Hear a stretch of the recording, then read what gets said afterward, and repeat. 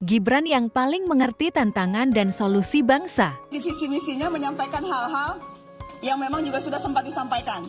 Keluar dari middle income trap, kemudian juga akan melanjutkan hilirisasi. Kata kuncinya tadi melanjutkan hilirisasi, melanjutkan pemerataan ekonomi, pemerataan pembangunan, genjot ekonomi kreatif. Dan yang menarik, tadi Mas Gibran 6 kali sebut anak muda. Ya, Mbak Nana, kalau saya lihat tadi, Mas Gibran ini touch the right button. Dengan tema ini ya, karena tema kita ini bukan tema hukum, bukan tema politik. Tema kita ini soal ekonomi. Ekonomi kerakyatan, ekonomi digital, green economy, dan lain-lain. Jadi kalau kita lihat tadi yang disampaikan middle income trap, jelas itu tantangan kita. Kalau tidak, kita akan terjebak dan kita tidak akan bisa take off menjadi negara maju.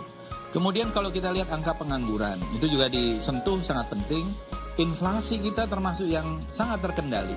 Termasuk di masa-masa kemarin kita ada bencana musibah COVID ya, dan sampai sekarang kalau kita lihat negara-negara lain seperti Turki, Argentina mengerikan inflasi dan juga depresiasi terhadap mata uangnya.